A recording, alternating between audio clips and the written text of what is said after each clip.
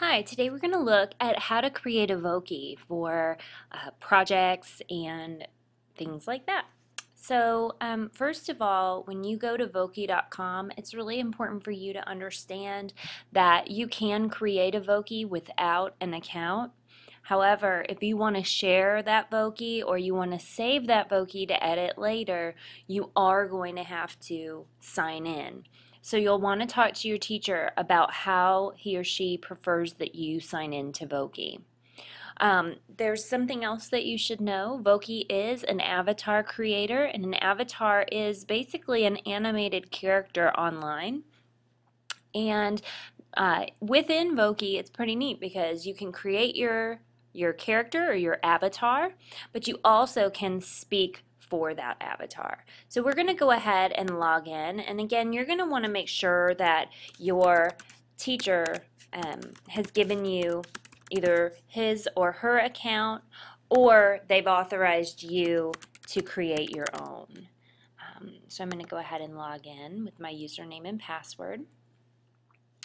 And immediately when I come into Voki, I'm going to see my other projects, and I can go back to edit those projects or view those projects pretty easily.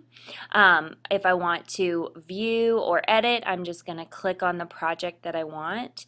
You'll see that I've already selected this one called Thanks, and I can go into edit. But a lot of you probably haven't even started a Voki yet, and so the big thing for you that haven't created a Voki yet is to go into the Create a New Voki button. And this is the fun part. Now I want to caution you because Voki is pretty cool and it has a lot of really neat things in it. But you also have to remember that your avatar or your character should match the project that you're working with.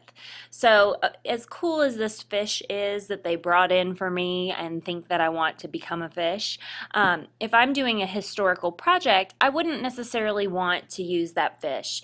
The other thing is that Voki does have some things that could be considered a little bit inappropriate for elementary school.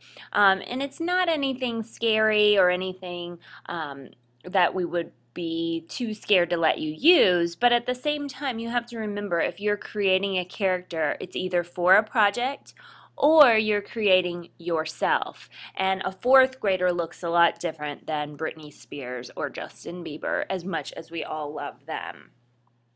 So I'm going to come up here to customize my character, and Voki is really easy.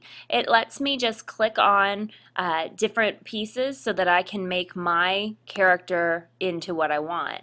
I can use these arrows here to try to find someone that would match my character. So let's say that I'm creating a historical figure. Maybe I want to use this guy who looks pretty real. I can also click on different things like his hair and changing his lips and mustache and things like that. To me, that's kind of the fun part about Voki. But that's where you can get into some trouble too. Because if I'm doing something on Ben Franklin, this guy doesn't really look like Ben Franklin. I might have to change how I'm doing this. Maybe Ben Franklin was bald. The other nice thing is that even though when I selected this guy's hair, it came in as gold, I can actually tweak that color so that I can go maybe closer to what Ben Franklin might have looked like. And I do that down here in the color area. I can change the eye color pretty easily by just using these tools here.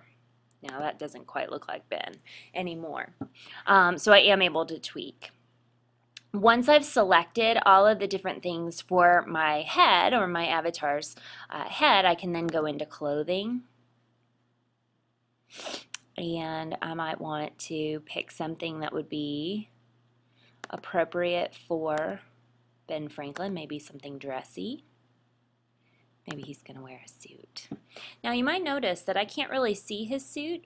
The great thing about our avatars is we can actually click and drag on the avatar to change his position in the frame so that I can actually see that suit.